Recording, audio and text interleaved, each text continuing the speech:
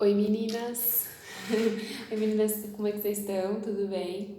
Espero que vocês estejam aproveitando aí para estudar e também, na medida do possível, tentar manter a saúde mental em ordem aí nessa quarentena, né? Ficar em casa é estranho o tempo todo. Mas, bom, vamos lá, vamos ao que interessa, né? Eu já mandei para vocês um material, a gente já tem conversado, né? Já mandei para vocês um material sobre o assunto que a gente está estudando agora, para facilitar. Até sei que as meninas ainda não têm apostila e também sem aula presencial, a apostila por si só ela fica meio complicado mesmo, porque ela é densa, ela é complexa. E aí eu fiz um apanhado geral, né? Mandei um material para vocês que eu fiz do conteúdo de forma mais resumida e tentando mudar um pouco, né, a linguagem ali mais para o nosso dia a dia. E vou tentar aqui, na medida do possível, conversar com vocês sobre os temas, né, os conceitos gerais daquilo que a gente tem conversado aqui, né. A gente está conversando sobre genética, né. Só para lembrar o que é genética. Genética é a ciência que vai estudar os genes, né, a função da herança biológica, então a gente está falando de hereditariedade, né, que vai também estudar os mecanismos de transmissão das características gerais dos seres vivos. Isso ao longo de várias gerações. Então eu tenho mecanismos de hereditariedade, né, de passagem aí de genitores, né, que a gente chama, para a prole, né, para os filhos, entre aspas. A gente já viu em aula presencial que o Gregor Mendel é o considerado aí pai da genética básica, porque ele fez, né, os cruzamentos com as ervilhas, fez vários testes e com isso ele conseguiu postular em algumas leis que a gente usa até hoje para entender genética. Eu tô com um material aqui, então de vez em quando eu vou olhar para o computador. Mas é sobre... sistematizei alguns temas que eu queria conversar com vocês em vídeo. Antes de mais nada, né, eu não sei se ficou claro isso em explicações anteriores, mas é algo que precisa ficar. Então por isso eu vou falar, repetir. A gente tem diferenças entre células haploides e diploides. O que são células haploides ou diploides? A célula haploide, geralmente a gente representa como N. O que ela é? Ela vai ter apenas um conjunto de cromossomos. Eu já vou falar o que são cromossomos de novo, mas ela tem apenas um conjunto de cromossomo. No caso dos animais, que é o nosso caso, as células sexuais ou gametas, né? Lembra quem são os gametas? São as células sexuais. Quem são as células sexuais? No caso do animal Homo sapiens, que é a nossa espécie ser humano. São o óvulo e o espermatozoide. São gametas, são células sexuais, porque um espermatozoide é uma célula, um óvulo é uma célula. Essas células, no caso da nossa espécie, que são as células haploides. N, que tem apenas um conjunto de cromossomos. Essas células têm metade do número de cromossomos da nossa espécie, que é 46, né? Que a gente já conversou e eu vou falar mais vezes aqui. As células diploides, elas são representadas com dois N's. O que é isso? São aquelas que têm dois conjuntos de cromossomos, né? Como é o caso do zigoto. O que é o zigoto mesmo? Zigoto é aquela primeira célula potencial de vida que pode, né, tem capacidade para dar origem a um ser vivo. Um ser humano, no caso, se a gente está falando de reprodução humana. Então, fecundação é o encontro do óvulo com o espermatozoide. Lembra que são células gaméticas, ou seja, células haploides, que têm apenas um conjunto de cromossomo cada. Quando essas duas células se fundem, eu tenho um conjunto de dois. Eu tenho dois conjuntos aí de cromossomos, que a gente chama de homólogos, já vou falar o que é isso. Mas agora eu tenho uma célula 2Ns, 2 vezes alguma coisa, 2 vezes 23 no caso, que é a célula diploide, né, de 2. Tem dois conjuntos, né, 2Ns. No caso do zigoto, eu tenho o conjunto de cromossomos que é originário do pai e o conjunto de cromossomos que é originário da mãe. Todo o resto do nosso corpo, com exceção das células sexuais, então as células da epiderme, as células do tecido nervoso, os neurônios, né, que são células do tecido nervoso, as células que tem nos meus ossos, enfim, todas as células que a gente tem, todos os tipos, os mais diversos tipos que eu tenho em cada um daqueles 4 conjuntos de tecidos que eu tenho, e vocês também, tem 46 cromossomos, são células diploides. Bom, o que são cromossomos? Que a gente está falando aqui um monte. Cromossomos são sequências da molécula de DNA. Então, sequenciamento de uma molécula de DNA. Só para lembrar, que vocês já viram isso em química, provavelmente, moléculas são um conjunto, basicamente, tá? Conjunto de átomos que formam alguma coisa. Por exemplo, H2O, uma molécula de água, forma água. Né? Átomos que juntos se interagem com as ligações químicas e formam alguma coisa. Então, eu estou falando de moléculas agora de DNA. Então, os cromossomos são sequências da molécula de DNA em forma de espiral, né? E nessa sequência aí, o que eu tenho nessa sequência aí de espiral? Eu tenho os genes e os nucleotídeos. A gente vai entrar em nucleotídeo um pouco mais pra frente, em uma próxima unidade, tá? Que a gente vai ver aí genética molecular. O número de cromossomos, eu acabei, né? Acho que não sei se eu falei isso agora, mas vai variar de acordo com a espécie. Né? E ele é representado por N, né? Geralmente. Então, pela letra N. No caso, por exemplo, da mosca drosófila, é muito estudada em genética, ela sempre aparece, ela chama drosófila. O gênero das espécies, porque tem várias drosófilas. É aquela mosquinha da fruta, sabe? Que fica em cima da banana, da fruteira lá, né? Aquela mosquinha bem pequenininha. Ela tem cerca de 8 cromossomos nas células do corpo e 4 nos gametas. Então percebam que é sempre metade. Nos gametas é 4 e nas células, no resto do corpo dela, né? Porque ela é um animal, apesar de ser muito pequena, ela é pluricelular, né? Tem muitas células, assim como nós.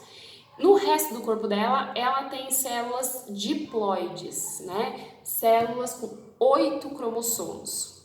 Na espécie humana, eu tenho 23 nos gametas e 46 no resto das minhas células. Gametas, óvulo e espermatozoide, no caso da espécie humana. O que são cromossomos homólogos? Bom, vamos lembrar primeiro que homo é igual, né? O prefixo homo, nas diversas palavras que existem que começam com homo, o prefixo significa, né? Que tem antes na palavra. Professores de português podem explicar melhor, mas prefixo é aquilo que vem do início da palavra, que é o início da palavra, né? E o homo significa igual. Cromossomos homólogos, né? O que a gente está falando? Cada cromossomo que está presente no espermatozoide vai ter um correspondente no óvulo e vice-versa, né? Os cromossomos que estão no óvulo têm um cromossomo correspondente lá no óvulo. Eles são idênticos? Não são idênticos, né? A gente tem variabilidade genética, mas eles são correspondentes. Os cromossomos de cada gameta são homólogos, uma vez que os genes que determinam certa característica são organizados na mesma sequência em cada um deles. Então, eu tenho a mesma sequência para uma determinada característica. Então, o cromossomo homólogo 1 e o cromossomo homólogo 1 do outro, eles não são idênticos do óvulo e do espermatozoide. Tem esse cromossomo aqui e esse aqui, eles são correspondentes. Isso não significa que eles sejam idênticos. Apenas significa que eles têm, na mesma sequência, os genes, o gene ou os genes, para a mesma característica, por exemplo, cor de olho, né? Não que o gene vai ser igual, mas o gene para a mesma característica. E o que é gene, né? Genes são fragmentos, né, sequenciais do DNA. DNA, né, já mencionei isso com vocês, mas DNA é ácido desoxirribonucleico, né, uma molécula que, fiquem tranquilas, a gente vai ver isso mais pra frente com mais calma. Mas o gene em si é um fragmento sequencial, né, um sequenciamento da molécula de DNA. E é ele que é responsável por codificar, né, por compreender as informações que vão determinar na produção de certas proteínas. E nessa produção de certas proteínas é que eu vou atuar no desenvolvimento, é que vão atuar. Então, lá no meu gene eu tenho fragmentos de DNA. Aliás, desculpa, os genes são fragmentos do DNA e esses são responsáveis por codificar informações que vão levar ao desenvolvimento de certa produção de proteína. Essas proteínas, por sua vez, vão atuar no desenvolvimento das características do ser vivo em si. Dependendo do tipo de proteína que vai ser produzido, determinada característica vai acontecer ali, vai se manifestar. O que são genes alelos? Esse no termo aparece bastante. Os genes alelos são aqueles que ocupam o mesmo locus, né, o mesmo espaço no cromossomo homólogo. Então é alelo. Então, como eu estava falando para vocês, eu tenho um cromossomo. Tem um cromossomo 1 e um do espermatozoide e do óvulo. O gene alelo ocupa o mesmo locus em cada um dos cromossomos homólogos, né, no mesmo lugar para a mesma característica. E eles estão envolvidos na determinação de um mesmo caráter. Então, nesse espaço aqui do espermatozoide, vai ter um gene para cor de olho. Nesse aqui, vai ter, no mesmo local, no mesmo locus, vai ter o gene para cor de olho também. Agora, a qual cor do olho aí é variável, mas isso significa alelo, são genes alelos, são genes responsáveis pela mesma característica, mas que estão em cromossomos homólogos, cromossomos, não no mesmo cromossomo, mas um cromossomo que é correspondente a ele. Não sei se vocês entenderam. Bom, a gente já conversou, só para aproveitar que eu perguntei, não sei se vocês estão entendendo, e vocês não têm, obviamente, como responder agora, mas, por favor, me mandem dúvidas no portal, para eu entender também. Eu vou passar uma lista de exercícios para vocês, que vocês vão fazer, e acho que vai ajudar até na verdade, eu acho, não tenho certeza, vai me ajudar a entender a necessidade aí, o que vocês estão entendendo, tanto da nossa primeira aula que a gente já teve, quanto do material que eu mandei semana passada, quanto agora nesse vídeo, tá bom? Bom, genótipo e fenótipo, já conversamos, mas vou reforçar. O que é genótipo? O genótipo ele vai representar apenas a carga genética do indivíduo. Então, é a carga genética do indivíduo, as informações que estão nos seus genes, né? Isso não pode ser alterado, não muda, né? É aquilo que está lá. Lembra que o DNA está onde? O DNA está dentro do núcleo das minhas células. Essa informação dentro do DNA, o DNA tem os cromossomos e de cada cromossomo tem os genes, vários deles. E aí as informações dos genes não podem ser alteradas. Isso é o genótipo, esse conjunto de informações que está na carga genética do indivíduo. O fenótipo, ele representa a expressão de um gene, como aqueles genes se expressam na característica que ele vai formar. Então, o fenótipo não é só genótipo. Genótipo é a carga genética do indivíduo. Fenótipo é o genótipo mais o ambiente. Não sei se vocês lembram que eu comentei isso com vocês. Então, o genótipo é o fenótipo mais o ambiente, porque a interferência do ambiente, né, que qualquer ser vivo vive, influencia diretamente nas características que vão se manifestar. Esse, então, pode ser alterado. Diferente do genótipo que não pode, o fenótipo pode ser alterado. Por exemplo, meu cabelo é castanho. Eu posso alterar a cor dele. Esse é meu fenótipo, mas eu posso mudar e, se eu quiser, eu pinto de roxo amanhã. E aí eu alterei o meu fenótipo, né? De forma artificial, mas alterei. A forma como está se expressando, como eu vejo aqui em mim. O meu genótipo não mudou. Mas também pode mudar naturalmente, porque, como eu falei, o fenótipo tem a ver não só com o genótipo, mas com a influência do ambiente. E essa influência vai ser variável dependendo das condições desse mesmo ambiente. Enfim, mesma coisa colocar uma lente de contato, né? Eu tenho olho castanho, eu coloco uma lente de contato azul, eu estou alterando meu fenótipo, mesmo que artificialmente. Homozigoto e heterozigoto. Não sei se ficou claro isso. Os homozigotos são aqueles que apresentam pares de genes alelos idênticos. Então, a gente representa geralmente por letras, que é o tal do azão, do azinho, né? Então, genes alelos idênticos eu configuro como para a característica de cor de olho, por exemplo. Azão são seres apresenta uma homozigose, homo é igual, hétero é diferente. Então, homozigose é igual É o azão junto com o azão. Se o azão está relacionado com cor de olho castanho, significa que eu tenho 2 genes alelos para a cor de olho castanho, azão. O azinho também é homozigótico. Azinho tem o mesmo tipo de gene para a mesma característica. Então, vamos supor que azinho é para olho azul, e aí a pessoa possui o azinho 2 vezes, porque ela recebeu o azinho do espermatozoide, o azinho do óvulo, e ela tem aí, para essa característica, os genes alelos são homozigóticos.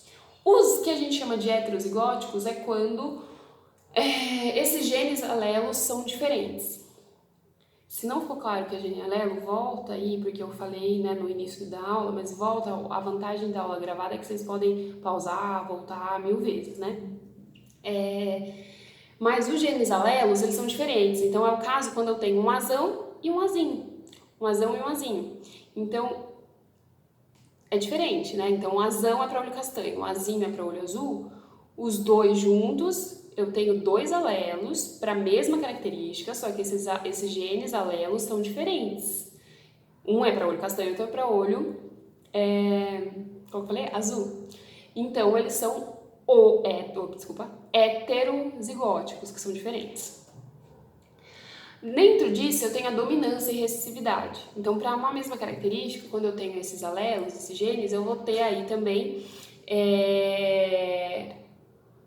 Pensa, né? Quando eu tenho uma característica que é um ser vivo, que tem as características para cor de olho, vamos usar esse exemplo que é o que eu tô falando.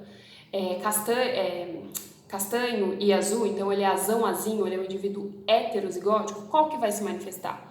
O indivíduo não vai nascer com metade do olho azul e metade do olho castanho, ou um olho azul, outro castanho, não é isso que vai acontecer, geralmente, né? No sentido da normalidade aí, não é isso que vai acontecer. O que vai acontecer? Um deles tem dominância. Então, quando o indivíduo heterozigótico, né, possui um gene alelo que é dominante, é esse que vai se expressar determinando aquela característica. Os genes dominantes são sempre representados pelas letras maiúsculas. Azão, Bzão, Vzão, independente, né, da forma como a gente está trabalhando, com a característica que a gente está trabalhando. Mas sempre vai ser representado com a letra maiúscula para representar aí dominância. E eles são expressos fenotipicamente. Então, eu tenho azinho para cor de olho, e o azão é castanho, então, independente de eu ter o azinho que é para olho azul, meu olho vai se manifestar na cor castanha, porque o castanho é dominante em relação ao olho azul. Quando um gene alelo não se expressa no indivíduo, né, ele é um gene recessivo, que é o caso que eu tô falando. O azinho, para olho azul, ele tá em mim, por exemplo, né, não sei, porque eu nunca fiz sequenciamento genético de mim mesma, mas vamos supor que sim, então o gene recessivo é o azinho, porque ele está em mim, mas ele não se manifestou. Então ele tá conjunto de outro gene que é dominante em relação a ele e que se manifesta, se sobressai, né? Os genes recessivos, então, como vocês devem ter percebido aqui, são representados pelas letras minúsculas, sempre. Então, aquilo que é recessivo sempre é representado como azinho, Bzinho, Vzinho. E os fenótipos deles, né? Então, os fenótipos daqueles genes recessivos, ou seja, a característica que é expressa, só vai ser expressa se ele tiver em homozigose ou heterozigose? Em homozigose, porque eu preciso de 2 azinho, de azinho e azinho, para manifestar a característica cor de olho azul, por exemplo. Eu não posso ter um azão aí, porque se eu tiver um azão aí e ele ser heterozigótico, então ter um azinho, não vai ser expresso o azinho. Então, o gene recessivo só se expressa se ele está em homozigose. O dominante, por sua vez, se expressa tanto quando ele está em homozigose, quanto quando ele está em heterozigose, porque é ele que vai se manifestar. Bom, o gene dominante vai determinar, então, o mesmo fenótipo, né? Eu acabei de falar isso, tanto em homozigose. O que é, então, como é que os genes são representados? Então, azinho, homozigoto, recessivo, né? Azão, homozigoto, dominante. E azão-azinho, heterozigótico. E aí a gente tem a herança ligada ao sexo. O que é isso, né? A gente tem os cromossomos sexuais. Então, por exemplo, já falei, nós temos 46 cromossomos. 23 veio do pai, 23 veio da mãe, 23 veio do óvulo, 23 veio dos espermatozoides. Eles são cromossomos homólogos, né? São dois conjuntos e cada um tem o seu homólogo, que tenha os genes para as mesmas características, apesar de não serem idênticos. E desses 23 que a gente tem, um de cada conjunto de 23, é cromossomo sexual. Do total de 46 cromossomos que eu tenho, 2 deles são de cromossomos sexuais, que é sempre representado pelo X e pelo Y, né? Isso significa que o X veio da mãe e o Y veio do pai? Não necessariamente, né? A mãe tem o X e tem o X. O que a gente chama de sexo biológico feminino tem o X e o X. O sexo biológico masculino, ele tem o X e o Y.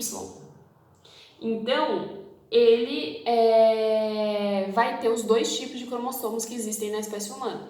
O feminino só tem um tipo. A gente já conversou, né? Que é o espermatozoide que vai definir se o ser vivo, o ser humano, vai nascer com o sexo biológico masculino ou feminino. Porque ele vai doar ou o X ou o Y. Porque ele tem os 2. Então, ele vai doar ou o X ou o Y. O óvulo, por sua vez, só vai doar X porque é tudo que ele tem 2X. Então, ele vai doar ou um X ou o outro X. Então, quem define o sexo biológico é o espermatozoide, nesse caso. As mulheres, então, já falei, possuem 2 cromossomos X, enquanto os homens possuem um cromossomo X e um Y. Desse modo, então, o gameta masculino que define o sexo biológico do indivíduo que vai nascer. Como os cromossomos X têm muito mais genes, né? Isso é uma informação que eu acho que eu ainda não falei. Os cromossomos X têm muito mais genes que os cromossomos Y. Alguns dos genes X não têm, alguns dos genes do cromossomo X não têm alelo correspondente no Y. Então, tem alguns genes que eu tenho lá no X que não é correspondente no Y, diferente do que eu tenho nos outros cromossomos alelos que não são sexuais, que sempre tem um correspondente. Desse modo, vai determinar a herança ligada ao cromossomo sexual ou ligada ao sexo. Então, tem inclusive muitas doenças que são, né, por exemplo, daltonismo, a hemofilia, são algumas condições que estão ligadas ao cromossomo X e que se manifestam mais em homens. Por que mais em homens está ligado ao cromossomo X? Porque são doenças muitas vezes recessivas. Então eu preciso ter esses cromossomos aos pares no X, porque não existe no Y.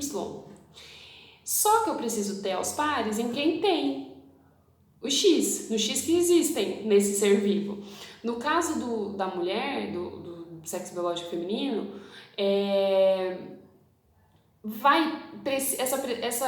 esse gene precisa estar aos pares, o que proporcionalmente é muito mais difícil.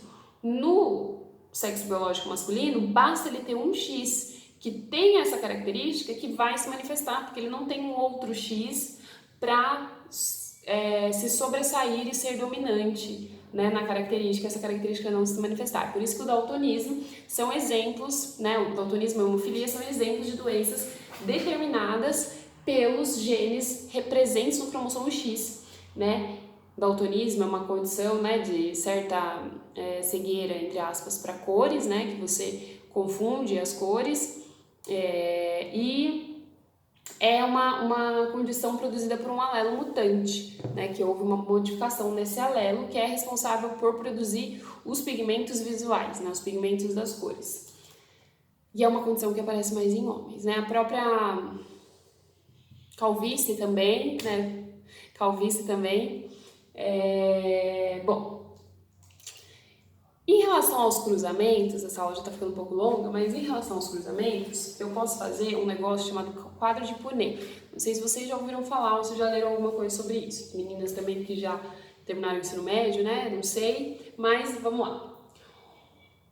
O quadro de Punnett, ele deve ser construído colocando Na primeira coluna, os possíveis gametas de um indivíduo. Na primeira coluna, os possíveis gametas de um indivíduo. E na primeira linha, os possíveis gametas de um outro indivíduo. Então, vamos imaginar assim. É o caso de um homem, eu tenho um homem que é heterozigótico, para a produção de melanina, que é o pigmento que dá cor à pele. Peraí que tá caindo muito isso aqui. Para a produção de melanina, que é um pigmento que dá cor à pele. Se ele é heterozigótico, ele é azão-azinho, ponto.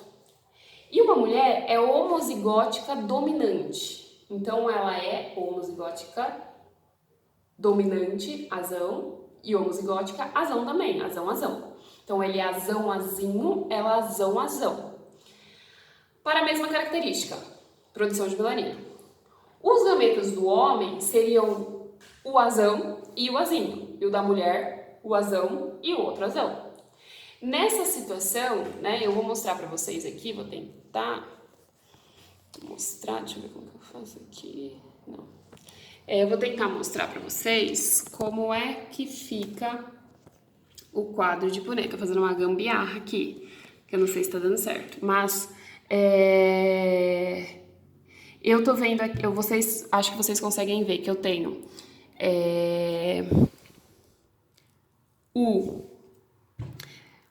na primeira linha, aqui, esse MF, o que é? Aqui é o de macho, aqui é o de fêmea.